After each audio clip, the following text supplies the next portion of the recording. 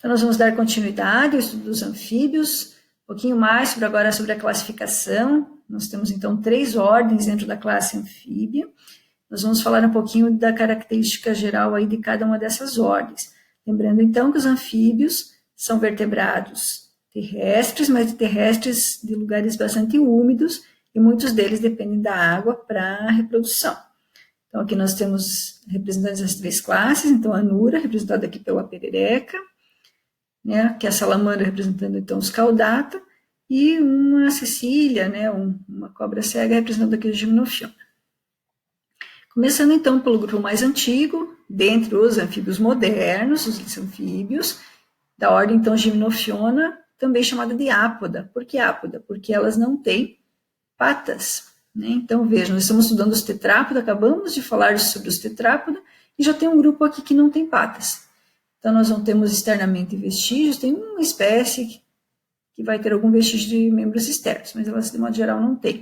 E elas têm, então, essa cabeça bem semelhante à cauda, ou à região terminal, porque algumas não têm cauda no adulto, assim como os anuros. Percebam, então, que elas são muito semelhantes, né, em termos de uniformidade do corpo. E essa parte é bem compacta, porque esses animais, de modo geral, uma grande parte das espécies é fossorial, então vivem embaixo da terra, e, no geral, os olhos são degenerados. Algumas espécies têm algum vestígio ainda de olhos externamente, mas a maioria então, vive em ambiente mais terrestre e escavando o solo. Alguns exemplares aqui de algumas famílias. Então, o nome popular delas também pode ser chamado de cecílias, que significa, então, ser cegos, não ter olhos. Como já falamos, não ter patas, olhos atrofiados e cobertos por pele. E algumas poucas espécies vão ter escamas dérmicas. Lembra das escamas lá dos peixes que nós tínhamos falado, que elas eram de origem dérmica? Então, algumas espécies têm algumas escamas, mas que você não percebe externamente porque elas são dérmicas. Não tem escamas por fora do corpo. Então, é uma forma de saber que essas cobras cegas ou cecílias não são parentes lá dos répteis, das serpentes, que a gente vai ver depois lá no próximo grupo. Lá vai estar, então, presente na pele escamas epidérmicas, nos répteis, tá, gente? Aqui nos anfíbios não tem escamas externas. Pode ter algum vestígio, então, daquelas plaquinhas ósseas como tinha lá nos peixes, tá? Mergulhados na derma. Então, alguns exemplares. Aqui mostrando também a distribuição geográfica, para vocês saberem que existe, só porque a gente não vê, não quer dizer que não existam, é porque elas têm um hábito realmente bem mais restrito, né? Nos ambientes mais úmidos, mais subterrâneos. Então, por isso que a gente praticamente não vê. Então, dentro da região neotropical aqui, algumas que têm cauda, então a gente não sabe exatamente onde está a cauda porque teria que observar de perto, mas algumas espécies, então, com cauda, né, aqui é a distribuição geográfica delas. Aqui também, né, da família, uma das poucas famílias que elas são aquáticas e não fossoriais, então aqui a família Typhlonectidae, então elas são presentes aqui na região neotropical, né, pega aqui a região do Brasil, né, 2 espécies, aqui mais a região mais lá no norte, que são algumas espécies que são aquáticas de água doce. A família Cecilidae mesmo, que são as cecílias mais comuns, estão presentes também aqui na América do Sul, né, todo o Brasil, algumas regiões lá da Índia e da África. Então, aqui algumas espécies. Então, nesse caso, né, percebam que elas são bem lisinhas, elas não têm, então, realmente escamas da pele úmida, como típica dos anfíbios. Aqui um exemplo de cecília que não tem cauda. Então, aqui a cloaca é terminal, que é a mão de uma pessoa, né, mostrando então, que existem também cecílias que não têm cauda. Isso aqui é mais específica lá numa regiãozinha lá da África. Falando um pouquinho sobre a outra ordem da classe anfíbia, os urodelos ou caudata. O urodelo tem a ver com essa região urogenital, ou lá o finalzinho do corpo, ou caudata, porque o adulto das salamandras mantém, então, uma cauda funcional. E as 4 patinhas, bem certinhas, elas são de ambientes bem úmidos, algumas, inclusive, são completamente aquáticas e passam toda a vida dentro d'água também. Então, nós temos todas as situações. Então, a principal característica, esse corpo mais alongado, essas patinhas mais laterais aqui, e a presença, então, da cauda no adulto.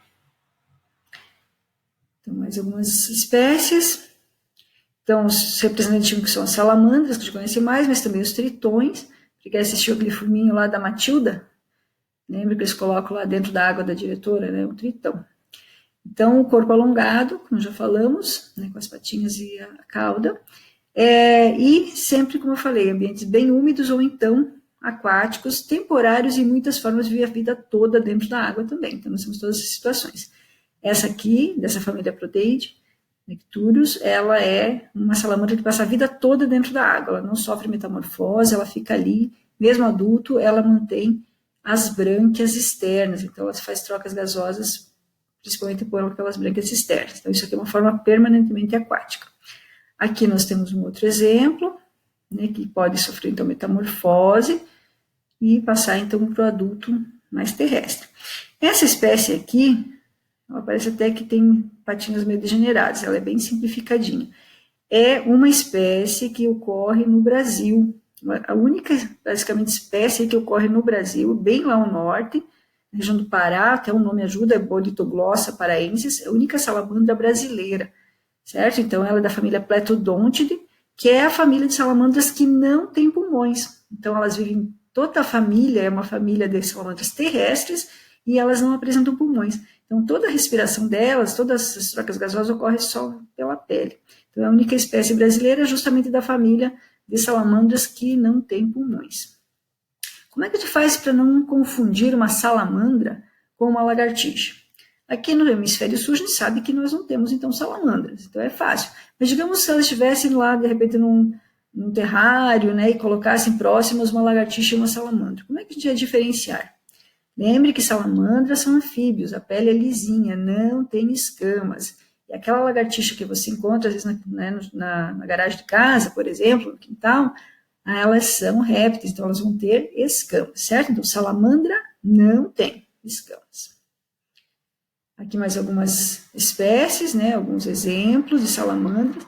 Aqui nós temos uma forma jovem desse gênero aqui, que é a Ambistoma, que ela vai ser uma forma que vai ser encontrada no ambiente de água doce, mas ela pode sofrer metamorfose se o ambiente, né, forçar a isso. Digamos, se elas vivem em ambientes de água doce, eventualmente esse ambiente pode se tornar efêmero e até secar, então elas são forçadas a sofrer metamorfose, e aí essa branca externa regride e ela passa a ser um adulto terrestre.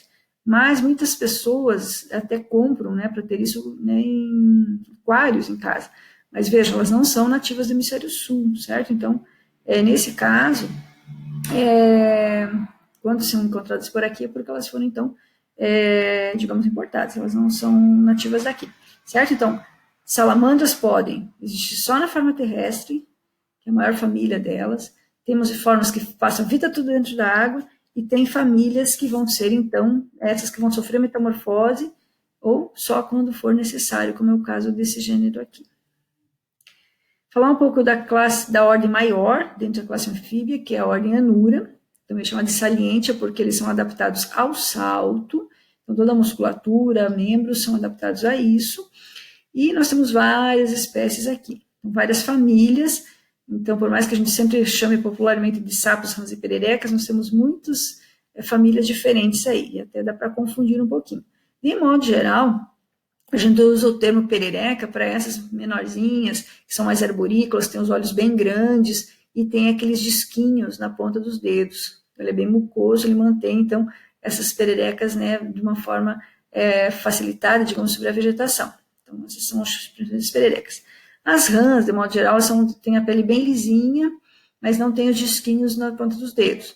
E os sapos, a gente costuma chamar aqueles que têm a pele bem rugosa, que têm aquelas glândulas, né, paratóides próximas a olhos, com aquelas glândulas de veneno bem típicas. Mas tem famílias que aí é uma mistura de tudo isso, né, que nós vamos ver, então, que acontece também. Então, como eu falei, Anura salientia. Estão aqui os principais representantes, então eles mantêm 2 pares de patas no adulto, mas eles não têm cauda. Então, apenas a forma jovem, que é o girino, vai ter a cauda típica lá dos cordados. Depois o adulto não tem mais. Mas ainda depende muito do ambiente úmido para viver e principalmente para a reprodução, eles precisam retornar para a água. Aqui é uma espécie do gênero bufo, que é uma espécie bem conhecida, embora a família Bufonidae não é nativa do Brasil, a gente tem muitos representantes, né, do gênero bufo, que foi introduzido, né, e ele é uma forma bem comum ainda por aí. Então, aqui mostra bem tipicamente dessa família Bufonidae, e que é característica aquela glândula chamada paratóide, um par de glândulas próximas aos olhos, e nesse caso, toda a pele tem veneno, mas nesse caso, se for comprimida, essa glândula é que ela vai liberar, então, a pessoa. Então, não tem uma forma de injetar ou ejetar esse veneno, tem que ser comprimido. E muitas vezes o cachorro, de repente,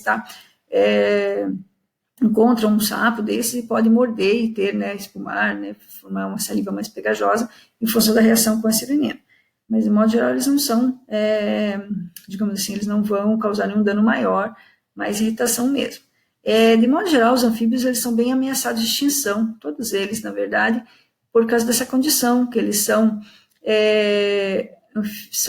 formas, né, que são muito sensíveis às mudanças ambientais, especialmente, né, mudança de temperatura, poluição, em função dessa pele bem porosa, bem, né, úmida. Então, eles são bastante ameaçados. E eles são bem importantes, porque são controles, né, de populações, especialmente de insetos. Então, é bem importante a gente pensar, né, na preservação dos seus ambientes, principalmente, para que eles possam continuar existindo e garantindo, né, essa forma aí de controle para a gente também.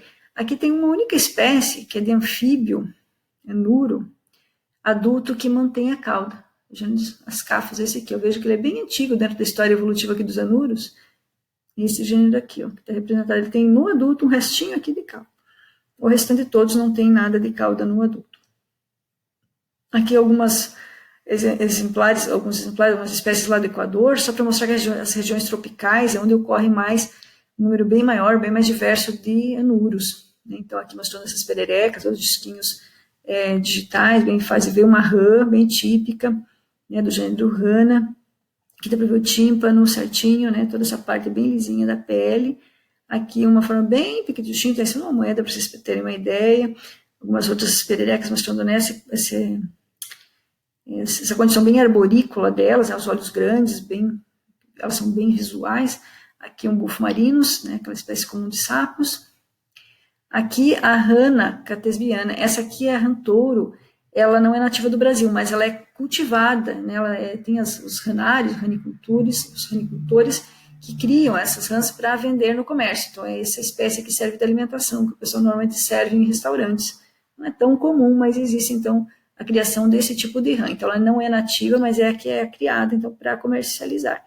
Ela é africana, uma espécie africana. Aqui também uma espécie bem grande, né, o maior rã que tem, melhor, né, o anuro, né, o maior anuro existente, essa espécie aqui, com Raul, Golia, e ela é também de origem africana. Alguns ilídeos, são as pererequinhas da Mata Atlântica, né, bem típicas, aqui mostrando um casal de rãs nativas do Brasil, a rã comum. Algumas pessoas capturam para alimentação também, da família Leptodactylidae. Como eu falei, elas são bem ameaçadas de extinção, então não seria mais prudente, né, caçá-las para consumo, já que existe, inclusive, cultivo, né, de rãs da outra espécie para isso. Algumas formas são bem aquáticas. Aqui é uma espécie brasileira, então nessa região aqui, nos rios mais ao norte, que é o gênero da família Pipidius, gênero Pipa. Então aqui mostra direitinho a linha lateral. E, digamos assim, na mesma família, mas outro gênero que não é nativo do Brasil, é uma espécie muito estudada, é esse gênero Xenopus levis. Então aqui mostra também direitinho a linha lateral e aqui os dedinhos com as membranas interdigitais. Então essa distribuição aqui é dessa espécie, que é do gênero Xenopus. Então, são espécies são aquáticas, aquelas que eu falei que mantêm a linha lateral e que vocês viram, então, que o adulto mantém os jovenzinhos no dorso, né, quando eles estão em processo de reprodução. Mais algumas imagens, de novo, do bufo. Então, aqui no caso, quando você vê que é bem colorido, assim, maior, é a fêmea. Quando você vê um pouco menor e um padrão de uma cor única, aí é um macho. Então, uma forma de diferenciar. Aqui nós temos umas formas bem pequenininhas também, né? Essa espécie aqui é nativa aqui da nossa região do sul do Brasil, especialmente ali no Morro do Anhangava. Algumas espécies dessa família foram descobertas não faz muitos anos. Então, é o gênero Brachycephalus. Eles são os sapinhos dourados, os sapinhos de ouro, são bem pequenininhos. Essa família aqui, Dendrobatidae, é a única família em que os sapos realmente são mais perigosos. Lembra que eu falei que todos os anfíbios têm na pele, né, as glândulas venenosas, mas nesse caso aqui, são chamados de sapinhos ponta de flecha, do espécie de gênero Dendrobates e Filobates. Então, essa família aqui, eles no geral são bem coloridos e só de tocar a pessoa pode ter problemas bem sérios em relação à toxina desses anfíbios. Eles são ali da região do norte do Brasil, da região amazônica até a região da América Central, e eles são, então, muito comuns nessa região. Então, aqui no sul do Brasil não tem gênero, né, da família Dendrobatidae, mas são os únicos que são considerados realmente perigosos, né, porque as pessoas podem até ser levadas a óbito, e muitas vezes não precisa nem, né, basicamente tocando na pele deles, você já é suficiente, então, para ter problemas mais sérios. Os índios utilizavam do veneno, né, dessas espécies para pôr na ponta da flecha, para poder capturar suas presas. Então, por isso que eles são conhecidos muito como os sapinhos ponta de flecha. Então, aqui para você ter uma ideia de distribuição, né, aqui é a região do Mar do Caribe, aqui no Panamá, então várias espécies aqui, né, desde o norte da América do Sul, pegando essa região da América Central. Então, algumas espécies aqui do gênero Filobates bicolor. E aqui umas curiosidades, né, aqui uma espécie de perereca, né, que constrói, então, aqueles ninhos de espuma na vegetação úmida. Aqui, esse aqui sinalizando, né, a cor dele bem aposemática, vermelho e preto. Então, ele expõe essas áreas aqui para mostrar que ele realmente tem veneno. Aqui para mostrar, eles são bem pequenininhos, embora aqui pareça grande, mas para mostrar a diferença, né, de tamanho de macho e fêmea, um macho pequenininho e um plexo com uma fêmea. Também um exemplo aí da microília de perereca, que são aquelas que vivem dentro das aguinhas de bromélia, na floresta atlântica. E aqui uma estratégia de se tentar se proteger. A gente chama de tanatose, se fingindo de morto. Então, aqui é a mão de uma pessoa, ele se finge de morto para tentar escapar do predador. Uma coisa assim que é bem importante vocês saberem é aquela história que o sapo faz xixi no olho para tentar se defender, não é bem assim. Tá? Então, ele até pode inflar os pulmões, tentar parecer maior, ele pode, né, quando comprime aquela glândula nos bufonídeos, né, liberar a pessoa o veneno, mas ele não tem essa história de que ele vai, né, muitas vezes liberar urina no olho da pessoa, nada disso. Tá? Então, eles têm outras estratégias para tentar se defender aí. Então, mostrar que eles têm realmente algum tipo de veneno, se fingir de morto, inflar os pulmões para parecer maior, são essas estratégias aí dos anúbios, certo? Então, com isso, nós vamos ficar por aqui em relação aos anfíbios, certo? Dando uma boa estudada aí no material. Qualquer dúvida, vocês podem sempre conversar com a gente, certo? Então, a próxima aula nós vamos falar sobre os répteis.